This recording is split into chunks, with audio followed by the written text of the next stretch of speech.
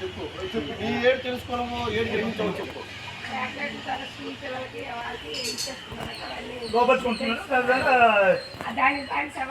ఇది ఈ మాదక ద్రవ్యాలకు బానిస కావద్దని ఎందుకు అంటారంటే ఫస్ట్ ఆల్కహాల్ మందు తాగేస్తాం, రెండోది గంజాయి. గంజాయి అనేది మన నక్సలైట్ ఏరియాలో ఏజెన్సీ ఏరియాలో కొండల మీద పంటాలి, మన ఒరిజినల్ని తెలవని పండిస్తారు. అది తీర్చితే పొగ శరీరానికి మత్తు కలిగిస్తారు, పూర్తిగా మత్తు కలిగించి వాడు ఏ పని చేస్తాడో కూడా వాడికి మనిషిని చంపేనే చంపేస్తాడు. అది ఆడైనా పడిపోతాడు, ఎవరికో బండేసి బుద్ధి ఇచ్చిన వాళ్ళు చేస్తాడు. ఆడు ఏ పని చేస్తాడో దానివల్ల ప్రతిఫలము ఆడికి తెలీదు. ఆడు ఎదుటి వాళ్ళు ఇబ్బంది పడతారు, ఎదుటి వాళ్ళు ప్రాణాలు కోల్పోవడం జరుగుతుంది. మళ్ళీ మత్తు వదిలేసిన తర్వాత ఎంత పని చేసి జరిగిపోతుంది. కాబట్టి ఎట్టి పరిస్థితుల్లో కూడా పిల్లల్ని మీ యొక్క పిల్లల్ని కాలేజీలకు పంపించినప్పుడు, స్కూళ్ళకి పంపించినప్పుడు జాగ్రత్తగా అబ్జర్వ్ చేయాలి. వాళ్ళు ఏం చేస్తున్నారంటే స్కూళ్ళు కాలేజీలు ఎగ్గొడిసి తిరుగుళ్ళు తిరుగుతున్నారు, రికార్డులు తిరుగుతున్నారు. అమ్మాయిలు అనుకుంటే అమ్మాయిలు అంటే తిరుగుతారు, ఇంక లేదంటే తాగులు బీరులు తాగుతున్నారు, లేదంటే గంజాయి తాగుతారు. మీకు 7th 8th క్లాస్ పిల్లలు కూడా సిగరెట్లు కాలుస్తారు, ఇదే స్కూల్ డ్రెస్లో 7th 8th క్లాస్. మీకు ఎక్కడ పల్లెటూళ్ళకి ఆ కల్చర్ వచ్చిందంటే టౌన్లో ఇంకెంత ఉందో. దీని ప్రభావము చాలా ఘోరంగా ఉంది సమాజం మీద. ఎలాగుంది, ఎవడు చంపుతాడో తెలియదు, ఎవడికి ఎవడు కూడేస్తాడో తెలియదు, ఎవడు తెలియదు. ఆ దొంగతనాల పాటుకు వచ్చేటప్పటికి మీరు చాలా జాగ్రత్తగా ఉండాలి. ఎలాగా ఇల్లు తాళాలు వేసుకొని వెళ్ళేటప్పుడు ఎట్టి పరిస్థితులు కూడా ఇంట్లో బంగారం, వెండి, డబ్బు వస్తువులు ఉంచకూడదు. ఎందుకు ఉంచకూడదంటే తాళాలు వేసుకున్న ఇల్లు అది వచ్చేటప్పటికి తాళాలు పగిలిపోయి బీరువాలు పగిలిపోయి ఖాళీ అయిపోతుంది. తులం బంగారం ఉన్నా, అరతులం బంగారం ఉన్నా పడిపోతుంది. కాబట్టి మీరు ఎట్టి పరిస్థితుల్లో కూడా ఇళ్ళ నుంచి బయటికి వెళ్ళేటప్పుడు, ఏదో తీర్థయాత్రలకు ఏదో క్యాంపులు గట్టి వెళ్ళేటప్పుడు ఉంచకూడదు. కనీసం 1-2 గంటలైనా బయటికి వెళ్ళినప్పుడు కూడా. ఎందుకంటే ఈ మధ్యన రిపోర్ట్ అయిన కేసుల్లో లోలుగు విలేజ్లో ఆవిడ ఒక తాళం ఇలాగ గడి వేసుకొని బయటికి వెళ్ళింది. వాళ్ళ పక్కింటి అమ్మాయి వాళ్ళతో మాట్లాడటం, అట్నుంచి గంటలో వచ్చింది తాడు మాయింది. వాళ్ళకి తీసుకుంటాం, బీరువా తాళాలు అక్కడే పెడతారు, బీరువా తాళాలు వేస్తారు. తాళాలు ఏం చేస్తారు అక్కడే పెడతారు. మరి ఎన్ని తాళాలు వేసుకోవాలి? ఇప్పుడు ఇబ్బంది ఎలా వచ్చిందంటే బీరువా తాళాలు వేస్తారు, చక్కగా తాళాలు అక్కడే వేస్తారు. వాడు బీరువాలు కాదు, ఇనుప కంచెల్లో పగలు కూడా వేస్తాడు. అలాంటి పరిస్థితుల్లో మీ బీరువా ఒకటే చూస్తే ఊడిపోతుంది. బీరువా నా తాళం కూడా ఇంకా అక్కడే పెడతారు, కష్టం లేకుండా. అలాంటి చిల్లు ఉప్పు ఇంకేదో తెచ్చుకోవడాలి కదా, మళ్ళీ ఆడే తాళం తీసుకుని వెళ్ళిపోవాలి. చక్కగా తాళం తీసుకుంటే 2.5 తాళాలు తాగుతారు. ఆవిడ గోళ కూలినాలు చేశాను బాబు, కష్టపడాను బాబు, రూపాయి కూడబెట్టుకోండి బాబు. ఎవరు తీసినట్టు మేమేంటి, మేము దేవుళ్ళం కాదు కదా. మాకెక్కడ ప్రూఫ్స్ గీసి ఆధారాలు వస్తే పట్టుకుంటాం, లేకపోతే లేదు. లాస్ అయితే జరిగిపోతుంది. ఇది పట్టుకెళ్ళి ఆడేడు చేస్తాడు, ఆడేడు బాగుపడతాడు, ఆడేడు చేస్తాడు, ఆమె మెత్తడు 10 మంది కుర్రోళ్ళు అయితే తిరుగుతాడు, వాళ్ళకి మందు పార్టీలు వచ్చాడు, ఎక్కడెక్కడో తిరుగుతాడు, అయిపోయాడు. మళ్ళీ అవార్డుకి వచ్చారు సార్, మీరు డ్యూటీ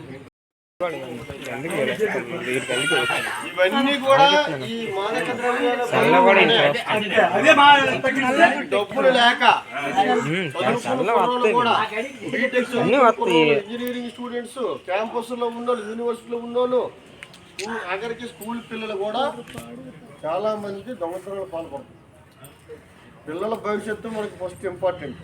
వాళ్ళ అబ్జర్వ్ చేసుకోవాలి. వాళ్ళు ఏమైనా సెల్ ఫోన్తో నిరంతరం గడుపుతారా? సెల్ ఫోనే సగం చెడగొడుతుంది. సెల్ ఫోన్లో మీరు ఇంట్లోకి రూమ్ లో పడుకుంటూ అనుకుంటారు, మీరు ఆ సెల్ ఫోన్తో తెల్లవారు 2-3 వరకు గడుపుతారు. ఏమనండి మీరు ఏమన్నా నీకేసి వెళ్ళలేదనండి, తిరగబడ్డం, కొట్టము. పెద్దలు పిల్లల్ని జరిపించేవారు, జరిపిస్తారు.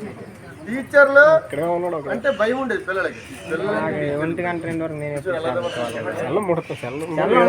సెల్ ఉంటుంది. అతను 1 గంట 2 వరకు అన్నాను. నేను ఎప్పుడు నాకెందుకు నేను చల్లకుంటే ఆడేలా సెల్ పాడు చేస్తుంది అన్నారు అతను. 1 గంట 2 వరకు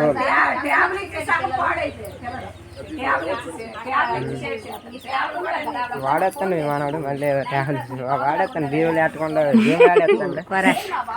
మనవాడు గేమ్లు ఆడేస్తాను అందులోనే. మళ్ళీ చెప్తుంది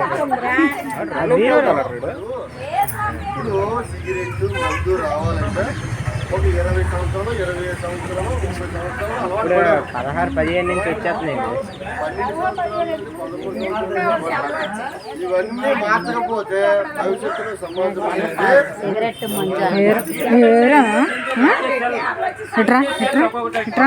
వీడియోలో పడాలి. పొరపాటు మీరు ఎవరైనా చేయగలరా? మీ పిల్లల చేతుల్లో సెల్ ఫోన్ లేకుండా కంట్రోల్ ఇవ్వండి సార్ వీడియో. ఇవ్వకపోతే కాబట్టి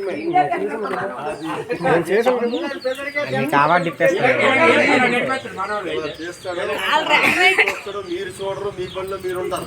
సెల్ ఒక్కటే పిల్లల్ని పోగొట్టదు. పోవాలంటే అలాగనే పోతారు. బాగుపడాలంటే 10 సెల్లులో బాగుపడతారు. వాళ్ళ మనసులో ఉండలేదు.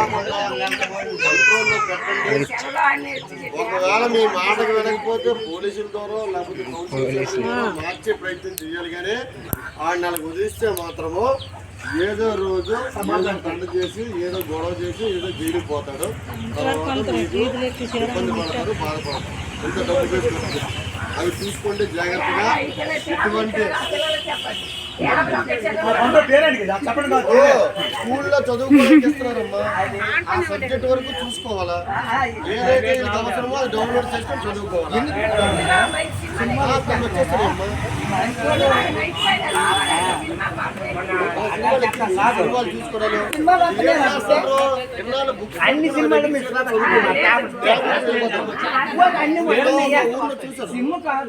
కుర్రలు ట్యాబ్లెట్ సర్కులేషన్ వెళ్ళిపోతారు. బుక్స్ పట్టుకొని వెళ్ళవు, ట్యాబ్లు వేసుకుని వెళ్తారు. ఏ చదువుతుండ్రో ఏ సినిమా చూస్తారో తెలియదు. ఇలా ఉంది కాబట్టి పరిస్థితి మీరు అందరూ కూడా చాలా జాగ్రత్తలు తీసుకోవాలి పిల్లల వాళ్ళకి. అలాగే మీ ఇంట్లో మీ వస్తువులకి మీరు రక్షణ తీసుకోవాలా. ఈజీగా దొంగతనాలు అయిపోతున్నాయి. ఎట్టి పరిస్థితులు కూడా మీరు తాళాలు వేసుకుని వెళ్ళినప్పుడు డబ్బులు ఏమి ఉంచకూడదు. మీ ఇంటి ముందు బండి పెట్టినా ఆ బండి క్యాండిల్ లాగా ఇక్కడ వదిలేస్తాడు, తాళం దానికే ఉంచుతాడు. ఇప్పుడు దొంగలకి 2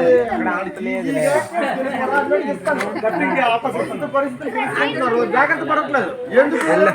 మా ఊరు ఎప్పుడు జరిగిందిగా 40 సంవత్సరాలు పుట్టిరగండి ఇక్కడ దొంగతనం జరగలేదు అంటారు.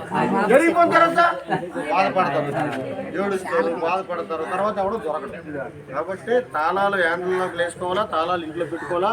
కాంపౌండ్ వాళ్ళు పెద్దది కట్టుకుంటాడు అమ్మా, ఇల్లు బాగా కట్టుకుంటాడు. బండి తీసుకొచ్చి బయట నెడతాడు.